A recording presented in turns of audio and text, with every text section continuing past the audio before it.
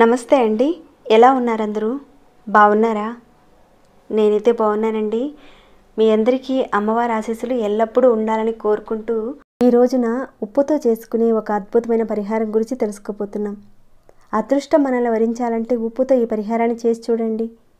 ఏ పరిహారం చేసినా కానీ మీరు నమ్మకంతో చేయాలి.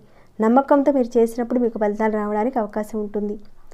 ఉప్పు అనేది మన నిత్య జీవితంలో ఒక భాగం. ఉప్పుతో ఎన్నో తంత్రమంత్ర ప్రయోగాలు ఉన్నాయి, యజ్ఞ యాగాలు ఉన్నాయి, అలానే వశీకరణ ప్రయోగాలు ఉన్నాయి, మన ఆరోగ్యం గురించి కూడా ఉన్నాయి.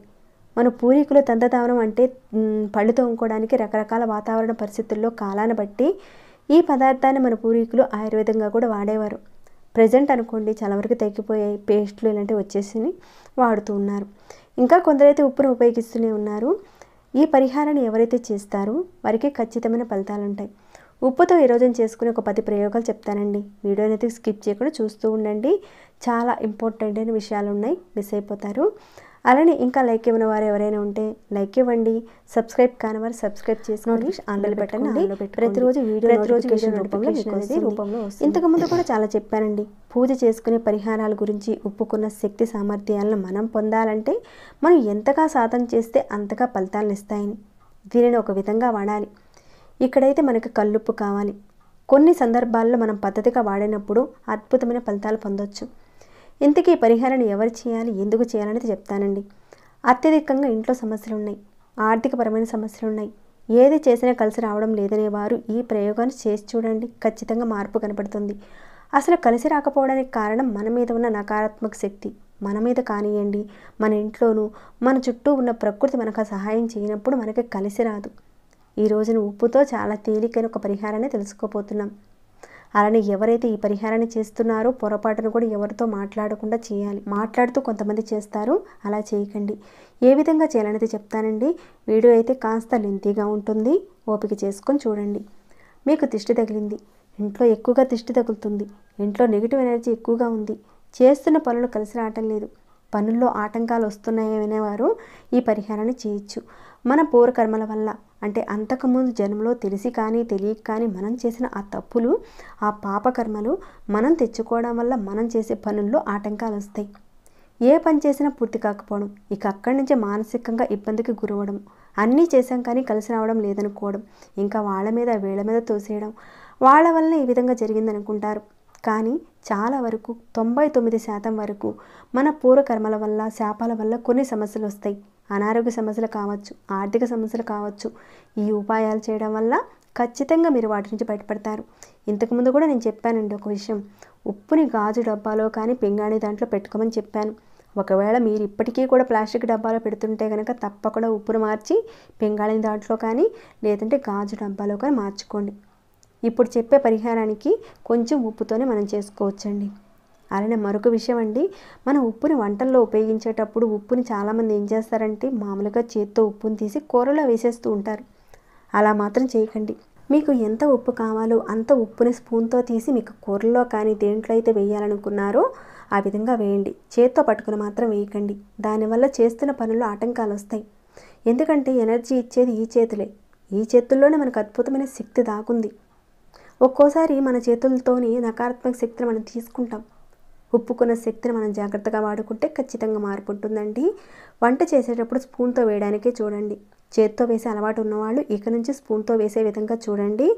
చేత్తో వేస్తే ఏమవుతుందంటే ఇక్కడ చేత్తో వేస్తే పేదవారు అవుతారని, ధన సంపాదన తగ్గిపోతుందని చెప్తారు. రాహుగ్రహ ప్రభావం వల్ల అనేక ఇబ్బందులు వస్తాయి. ఒక నెల రోజుల పాటు మీరు స్పూన్తో వేయడానికి చూడండి. చూసి మీరే చెక్ చేసుకోండి, మీకే అర్థమవుతుంది. ఇంతకుముందు ఉన్న పరిస్థితికి ఇప్పుడున్న పరిస్థితికి ఏమైనా మెరుగుపడిందా లేదా అని మీకు అర్థమవుతుంది. ఇక చాలా వరకు దిష్టి తగులుతుంది. ఏదైనా ఫంక్షన్కి వెళ్ళినప్పుడు దిష్టి తగిలింది, వెళ్ళి వచ్చిన తర్వాత దిష్టి తీసుకుంటారు. కానీ అలా కాకుండా మీకు ఎక్కువగా దిష్టి తగులుతుంది, నెగిటివ్ ఎనర్జీ మీ మీద ఎక్కువగా ఉంటుందనుకున్నప్పుడు మీరు ప్రతి శనివారం రోజున ఒక గుప్పెడు ఉప్పుని గుప్పెట్లో పట్టుకొని మీ తల చుట్టూతా ఒక 7 సార్లు తిప్పుకోవాలి. అంటే మీరు యాంటీ క్లాక్ వైజ్గా తిప్పాలి. మీరు బయటికి వెళ్ళే ముందు ఈ విధంగా ఒక 7 సార్లు తిప్పుకున్న తర్వాత మీ టాయిలెట్లో కానీ మీ కిచెన్ సింక్లో కానీ వేసేయండి. మీరు ఒక ముఖ్యమైన పని మీద వెళుతున్నారు, ఒక కార్యానికి సంబంధించి పెళ్ళికి సంబంధించి వెళుతున్నారు, మీరు ఏదైనా ఒక పెళ్ళికి వెళ్తున్నారు, అప్పుడు మీరు ఒక చిటికెడు ఉప్పు తీసుకొని, అదే మెత్తటి ఉప్పు అయినా పర్వాలేదండి, రాళ్ళు ఉప్పు అయినా పర్వాలేదు, తీసుకోండి. మీ పైనుండి కిందకి అంటే ఇక్కడ మీకు చూపిస్తున్న విధంగా ఈ విధంగా బొమ్మ ఉంది కదండి, ఇక్కడ మొదలుపెట్టి మీరు రౌండ్గా కింద నుంచి పైకి ఎవరికి వారే చేసుకోవచ్చు. మీరు చిటికెడు ఉప్పుని చేతిలోకి తీసుకొని ఒక 7 సార్లు కింద నుంచి పై వరకు ఇలా రౌండ్గా మీరు అంటే మీ పై వరకు ఉప్పు తిప్పుకోవాలి. ఇక తర్వాత వెళ్ళే దారిలో ఎక్కడైనా డ్రైనేజీలు వేసేయండి. మీరు ఇంటి నుంచి వెళుతున్నప్పుడు ఇలా చేయడం వల్ల ఏదైతే ఒక పని ఉందో ఆ పని అనేది పూర్తయిపోతుంది. మీకు ఇదంతా విచిత్రంగా అనిపించవచ్చు, కానీ ప్రయత్నించండి. ఏ పని మీద అయితే మీరు వెళ్తున్నారో ఆ పని అనేది ఖచ్చితంగా పూర్తవుతుంది. మన మీద ఉన్న నకారాత్మక శక్తి తగ్గిపోతుంది. చాలామంది ఆటంకాలు వస్తున్నాయనేవారు ఇది చేసి చూడండి. ఇక చాలామంది రాత్రిపూట పడుకునేటప్పుడు భయమేస్తుందండి, రూమ్లోకి వెళ్ళడానికి భయమేస్తుంది, ఏవో చెడు కళలు వస్తున్నాయి, ఇంట్లో ఏదో చెడు శక్తి తిరుగుతుందనిపిస్తుందనేవారు ఎవరైనా సరే రాత్రి పడుకునే ముందు మీరు గ్లాసు నీటిలో మెత్తటి సాల్ట్ కానీ కళ్ళుప్పు కానీ ఏదైనా వేసి మీరు పడుకునే గదిలో కానీ లేదంటే మీరు వాడని చీకటి గదిలో పెట్టించండి. ముందు ఒక వీడియోలో కూడా నేను నెగిటివ్ ఎనర్జీని ఏ విధంగా గుర్తించవచ్చు అనేది కూడా చెప్పుకున్నాం. అలానే ఈ విధంగానే చీకటి గదిలో ఉంచండి. రాత్రి పెట్టారు, ఉదయానికల్లా కలర్ మారిందనుకోండి, ఇంట్లో నెగిటివ్ ఎనర్జీ ఉందని అర్థం చేసుకోవాలి. మారకపోతే ఏదీ లేదని అర్థం. ఒకవేళ మారుతుంది, రాత్రి పెట్టారు, పొద్దున కల్లా మారిపోతుంది, తర్వాత దాన్ని తీసుకెళ్ళి టాయిలెట్లో కానీ షింక్లో కానీ వేసేయండి. ఒకవేళ మారింది, మీరు రోజు పెడుతూ ఉండండి, ఇది లాక్కుంటుంది. ఇంట్లో చెడు శక్తి ఉందని భయపడకండి. ఇలా మీరు చేస్తూ ఉంటే ఆ శక్తిని అంతా ఇది తీసేసుకుంటుంది, మార్పు రావడానికి అవకాశం ఉంటుంది. ఇక తర్వాత మరొకటి చూద్దామండి. మనలో ఉన్న పూర్వకర్మలు అంటే మన పూర్వకర్మల్లో చేసినటువంటి ఇందాక చెప్పుకున్నట్లుగా ఆ ఒక్క శాపాలు పాపాల వల్ల కానివ్వండి, మనం ఏ పని చేసినా కలిసి రాదు. ఇలా ఇబ్బంది పడుతున్న వారు ఇప్పుడు చెప్పే ఈ పరిహారం అనేది రామబాణంలాగా మీకు పనిచేస్తుంది.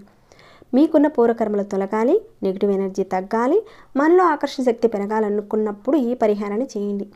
ఆడవారైనా మగవారైనా చేయించండి, ఏ రోజు నుంచైనా సరే చేసుకోవచ్చు.